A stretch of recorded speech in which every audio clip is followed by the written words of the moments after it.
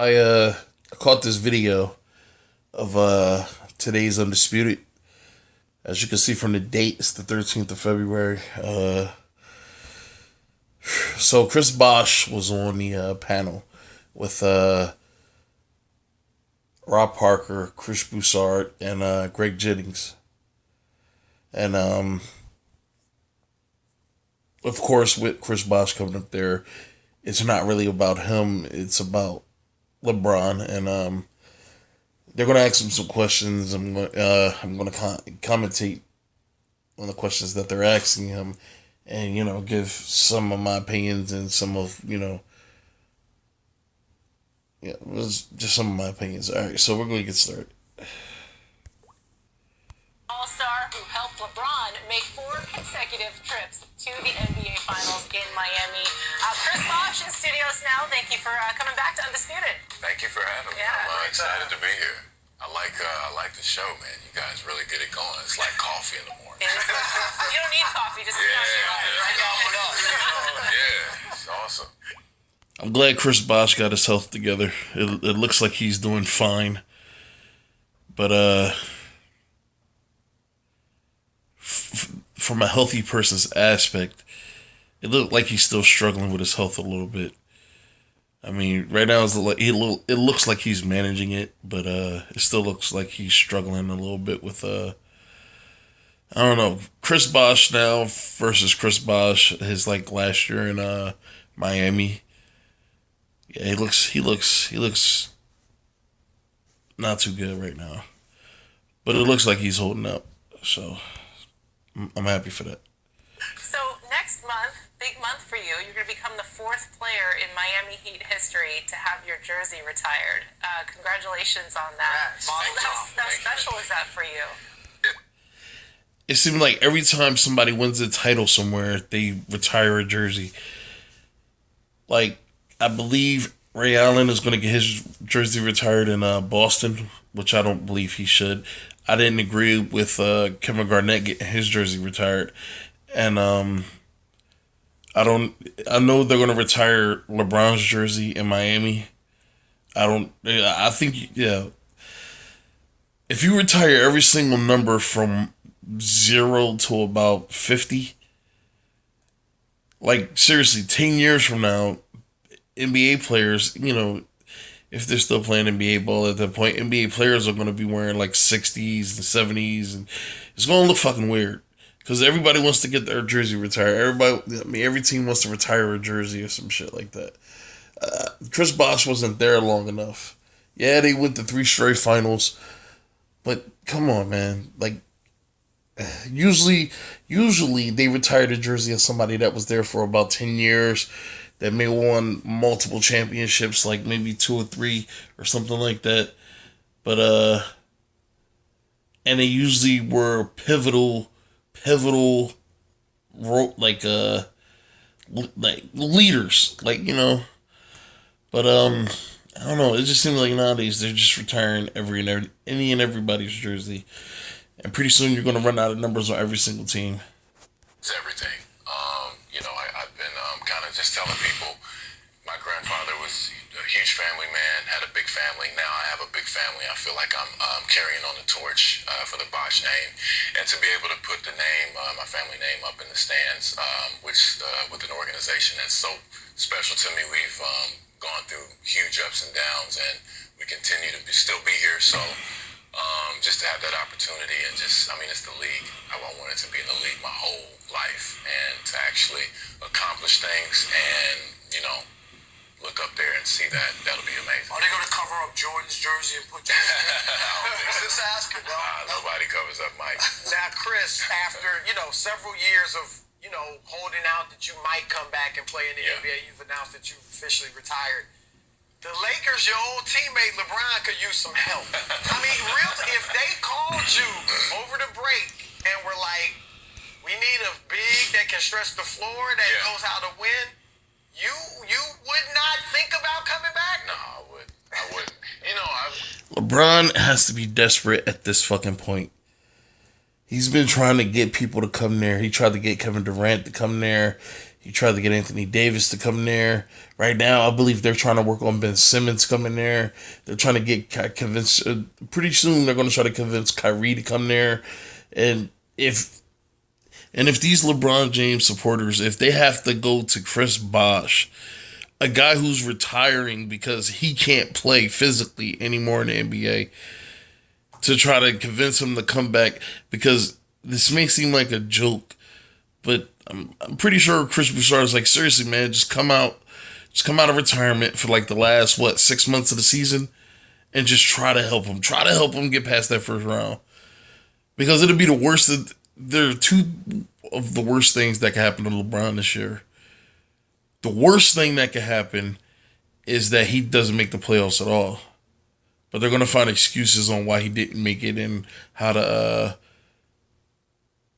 kind of take some of the pressure off his back for not making it. And then the second worst thing that can happen is if he gets bumped out in the first round, because then they can't say, oh, LeBron has never been bumped out of the first round of the playoffs before. That he won't be able to say that anymore. So they're really trying to find his dude some help, man. At this point, the only thing LeBron can do is sign free agents. That's all he can do. My phone has been on the past 2 years, and I made that pretty adamant. And, teams have been trying to build and do their thing, and guys know how to get in touch with me, but it'd be like a month too late. A month, maybe even a month too late. Yeah, It's it's too late to join the Lakers to help them out, or just too late to play basketball. I'm just moving on. I had talks with my family. I have 5 kids. Jackson, Dylan, Trent. I got to get these up. Phoenix, Lennox, I love you guys. Right. But that was one of the main reasons that I decided, to continue to stay home and, work on the next thing. And I went there mentally in my mind. So I'm moving on. Yeah. Those are 5 really good reasons to do that. Yeah, it is. Yeah. Very. Right. So, all right. So you're not going to join LeBron with the Lakers, but we do want to ask you about LeBron and the Lakers. Your former teammate had a triple-double, but it wasn't enough. LA's defense continuing to struggle. They gave up 117 points, Chris, to Atlanta in a 4-point loss. Now, the Lakers are under 500 heading into the All-Star break. They're 2.5 games out of the playoffs. After the game, LeBron said the team needs to get their minds right and then, quote, come back with the notion that we'll make the playoffs. So, I mean, when I said that it was a bad thing that the Celtics lost to the Lakers the way they did, because Brad Stevens almost had like a nonchalant, like, it's no big deal. You just got to play better attitude towards it. And this is why. They just lost to the fucking Atlanta Hawks, who's one of the worst teams, talent-wise, record-wise, in the NBA. With the best player in the world, and I get it. Sometimes you lose. But the Lakers have been losing a lot this season. Look at their record, 28-29. And if you would have asked anybody at the start of the season, by the 57th game of this, in the season, what do you think the Lakers' record will be? And I'm pretty sure people would be like, 45, somewhere around there, 40, 45. This dude is 28-29.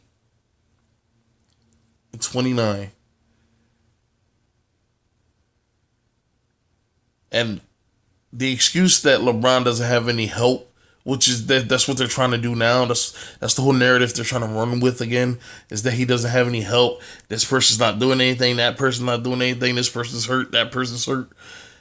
They, going into the season, they said this is the most talented team that LeBron has had since having Kyrie Irving and Kevin Love for that one year where they won the title.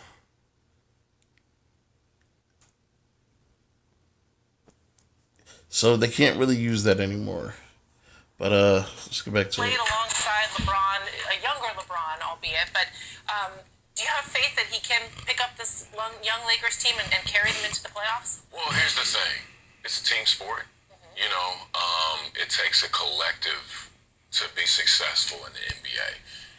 Nah, Bosh, don't say that. Don't fucking say that. Don't say that. Because when LeBron's tearing up the fucking league and his teams are winning 55, 60 games, everybody want to say LeBron is putting up a triple-double every single night. He doing all this shit. And his teammates, all his teammates got to do is not mess up.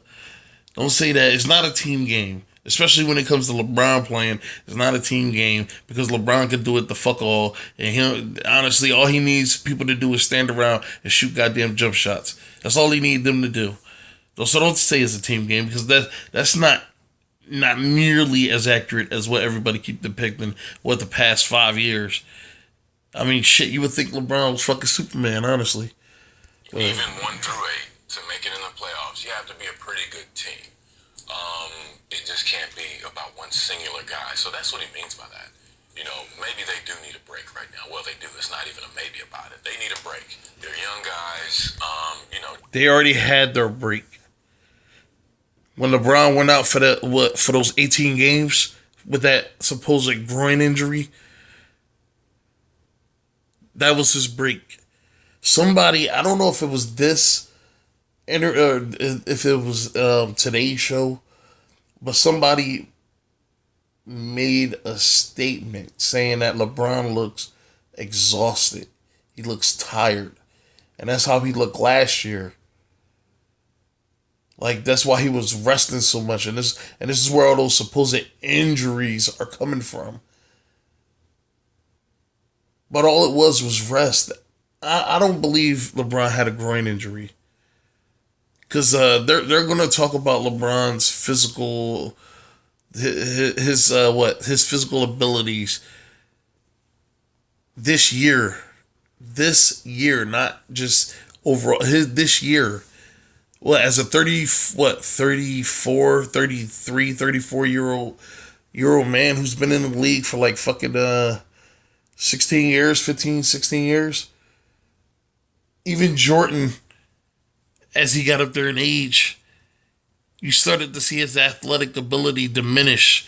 By the time he got to Washington, there was no more Air Jordan anymore. And that was what, his 14th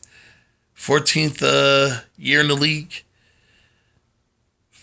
So everybody's getting old. D-Wade was one of the most athletic guys. He was so fast. I mean, this dude could literally jump out the fucking gym. And what happened? He got old. Look at Vince Carter. I haven't seen Vince Carter do a highlight reel dunk in a game since he was in New Jersey playing for the New Jersey Nets. And that was almost 10 years ago, if not more than 10 years ago. It was around that time somewhere. I haven't seen him dunk like that since. Right now, Vince Carter's 41. So he was like 31, 30, something like that last time he dunked. LeBron's 34. This dude look like he's jumping like he's 25, 24. We're trying to do things Groin at a injury. level that they didn't know existed a year ago. So they're going to have to take this time to take a break and get their mind focused. If he's saying that, that means that the mentality's not there. Obviously, giving up 117 points, that's not going to get it done. You need to get refocused, refreshed, and hope it is hard and come back and really hit it after All-Star break. When the Lakers tried to go after AD and they were offered up basically the whole team, is that saying basically that LeBron doesn't feel like he could win with that group and needs another star? No. That has been the feeling damn near the entire season. Before LeBron even got there, the whole sentiment was Lonzo Ball was a bust. Brandon Ingram was a bust. Kyle Kuzma was the only player on that team that could actually help. Josh Hart had some potential.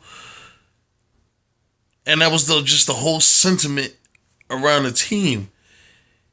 Lonzo, Brandon Ingram are two of your most talented players at their position and with their abilities on the court. They're two of the most talented. See, people like to compare Ben Simmons to Lonzo Ball. Honestly, I would take Lonzo Ball over Ben Simmons any fucking day of the week. And the biggest reason why is because Ben Simmons can't shoot. Now, people say Lonzo can't shoot. I'll tell you what, he can shoot a whole lot better than fucking Ben Simmons. Real shit. And I'll take him any day over Ben Simmons. And Ben Simmons hasn't showed anybody, damn sure hasn't shown me, that he can lead a team. Last year, when Lonzo was in the game, that team looked like they started to look like a machine. Like every piece was in the right place and that shit was just pumping. As soon as he got hurt and he went out for a little bit, that team struggled. They didn't look the same anymore. Then when he came back, it looked like that piece was back and the machine was moving again. That's what Lonzo does for the Lakers. What happens when you bring LeBron in? You take that away. Now, you take the ball out of Lonzo's hands, you turn him into just a fucking stationary player. And then to make things worse, you bring in Rondo. Now not only do you have Rondo, but now you don't even have to start Lonzo if you don't want to. What Luke Walton has done to Lonzo Ball since he's been there is criminal. It's almost as worse as Philly and their treatment of Markelle Fultz. But, I can't even 100% blame Luke Walton because, honestly, I think one of the higher-ups of the Lakers, told him to shelf Lonzo as much as you can, and I believe it was because of his dad. Because they're shelving this kid. This kid is very talented. He is Jason Kidd. I've seen it. He has all the abilities that Jason Kidd does. His ability to see the floor. He's a really good defender. Nice size, nice length. And his heart is in the game. Now, what they're doing is they're making him question whether or not he really wants to play basketball at all. And the only way that he's going to actually have a chance to be a solid pro, like I believe he can be, is if they let him go or trade him or something. Just let him go somehow. Just trade him, release him, something. Lonzo needs a fresh start. That's why I honestly believed that Boston should have traded Kyrie to the Los Angeles Lakers since he wants to talk about LeBron so goddamn much. I don't care if it's to motivate whoever. Since he wants to throw that shit out there, trade him to the Lakers, and you get back in return Lonzo, Brandon Ingram, and maybe one or two first round picks. Seriously. Because I would take Lonzo over Kyrie right now.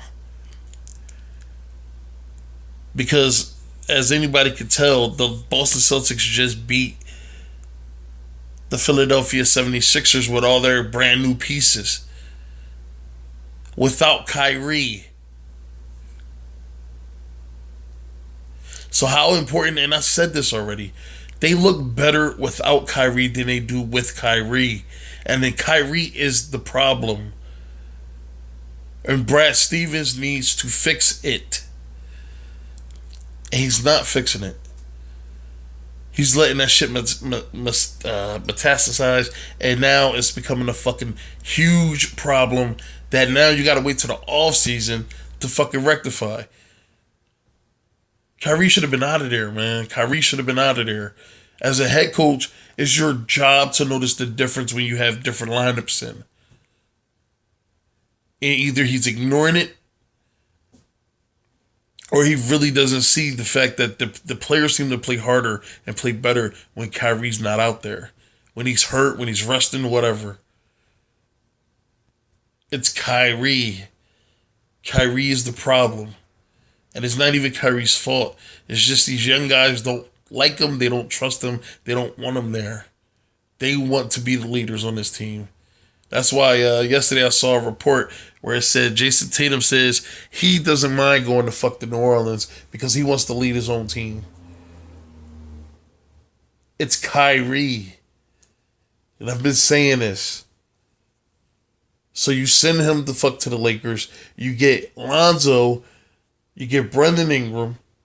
And you get a couple first round picks. I know Brandon Ingram is just adding another wing. Oh, man. But you got to get something in return for him. And I believe Brandon Ingram has a lot going for him. Like, ever since LeBron got there, we started to see a different side to Brandon Ingram, and that's because the Lakers have all but given up on him as well. That's why they brought LeBron in. And that's probably how he's seeing it. He had his best year, I believe, last year when Lonzo got there. He had his best year. And I honestly started to believe that the kid started to make a turnaround. And, like, he was trending upward. And then what happens? Bam, they sign LeBron. Now you put Brandon Ingram on the bench. And that whole blow up with James Harden, I'm pretty sure it was nothing but frustration because he thought that he was trending upwards and he thought the team was seeing this, and they brought in LeBron anyway. Rather than those young guys at this point in his career. Well, remember, Magic Johnson and Ron Palenka are the president and the GM of that organization. You know, so they know that they have to win. They know what it takes to win. They're going to make certain moves in order to do what they feel is necessary to win. Now, although LeBron might know about some things, maybe not, he still is not the president and GM. So remember that it's their job to make those trades. LeBron's not on the call. He's in the gym. You know, they just have to deal with that, and that's a part of being in the spotlight. Bosh, come on, man. You can't tell me you don't know that LeBron was in Cleveland pretty much fucking playing puppeteer, pulling every goddamn string he could to make those goddamn deals. He literally got half the team traded and brought in a whole bunch of other guys. Come on, man. Go ahead. Point blank. Are the Lakers going to make the playoffs this year? I don't know. What? Let me think for a second. It's Golden State. I believe Portland's going to get in there. You have OKC. You have Houston. Right now, it's looking like Sacramento's going to be in a hunt at the end of the season. San Antonio. I believe they're somewhere around Dallas. I mean, I don't know. It's up in the air, man. It depends on what the records are looking like at the end of the season and how tight it is at the bottom. Like a couple years ago, I believe it was like 4 different teams fighting for the 8th spot with like a couple weeks left in the NBA season. So, I don't know. You may. I would think so. I mean, it's a lot of pressure, but it's 2.5 games back. We're talking about 2.5 games back. It's a race. You know, that's why the second half is always so exciting. You know, it's 2.5 games back. It's not a long way to go.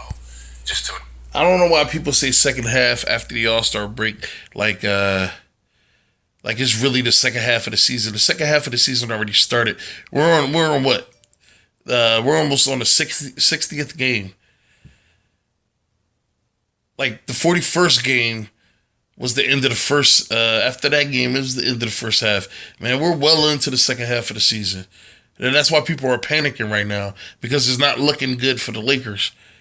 Because we are in the second half. We're almost halfway done with the second half. I mean, but yeah, we're halfway done. We're almost halfway done with the second half. We're almost moving on to the second half of the second half, which is pretty much the playoff race. That's where you really start adding up them wins to see who's seeded where, man. That's when you start paying attention. Make the playoffs. They can continue to improve. They're pretty good. They have pretty good young guys, and if they figure out this defensive problem, they can fix things. We say second half, but it's only 25 games left. Yep. True. I mean, it's just... There you go, see? I'm glad she fucking said something. There you go. Yeah, no, yeah. But it's a sprint. It's a sprint at this point. Absolutely. Do you see any slippage in LeBron James's game and his ability to take this team where they want to go? I don't think so. I believe this is where they start talking about LeBron's ability at his age, which is completely unbelievable. Let's go. He's been pretty good. I mean, a triple-double usually gets it done. Maybe not in today's league, obviously, but performance is not an issue. How about defensively? Defensively, it doesn't look the same. Yeah, I mean, look, you know, he's point guard, he's point center, he's at the 5 sometimes. Because LeBron wants to be. LeBron can't play on a team where you actually have a fucking point guard. You actually have a shooting guard. He plays small forward or power forward. You have another forward and then a center. This dude has to do every goddamn thing because he believes everybody around him is so goddamn incompetent that they can't pick up on what needs to be done. And this is why great players don't want to play with fucking LeBron, is because he diminishes the talent of great players. He diminishes the talent of good players. He diminishes the talent of average players. It's the shitty players that come to that team that actually look better than they should. Those are the only players that he make look better, those shitty players. Or those cast-off, has-beens, washed-up players.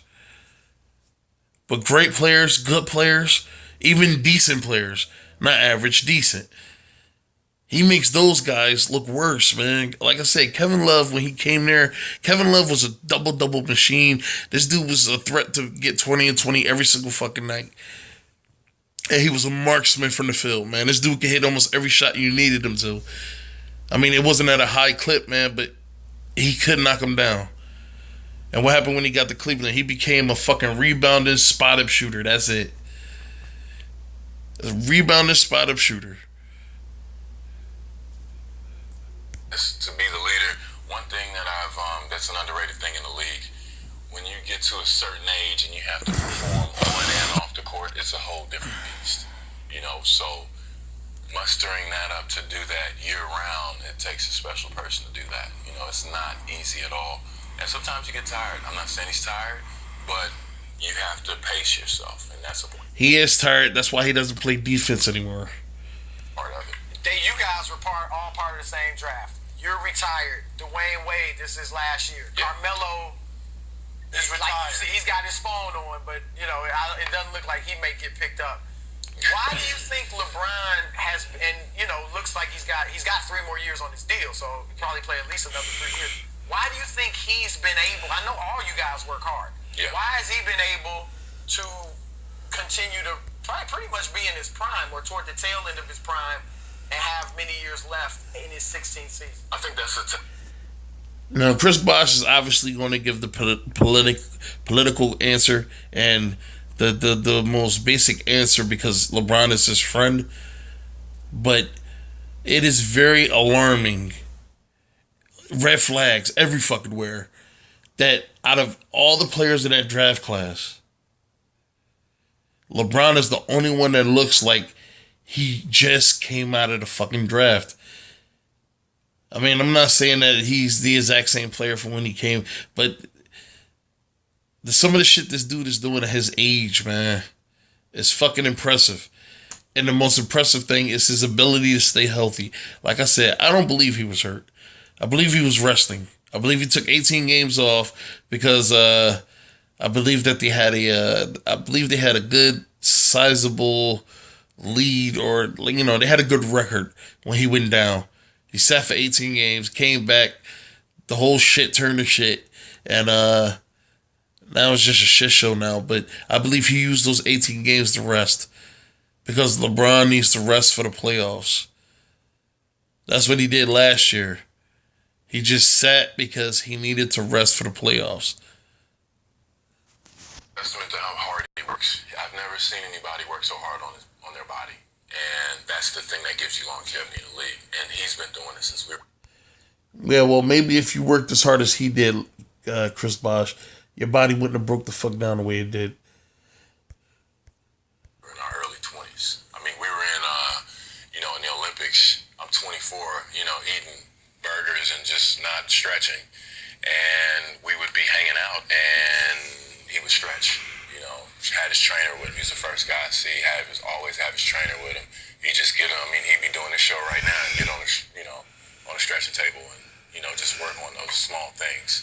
And that has added up and allowed him to have some longevity later in his career. Bullshit. So you saying burgers, fast food, and stretching is the reason why this dude is able to do the shit that he's doing now? No, man, come on. You don't even believe that shit. How do you expect anybody else to believe that shit? And look at Rob Parker's face, man. Rob Parker got that look like, nigga, come on, man, stop it. You're embarrassing yourself. Because this is a laughable statement this dude is making, man.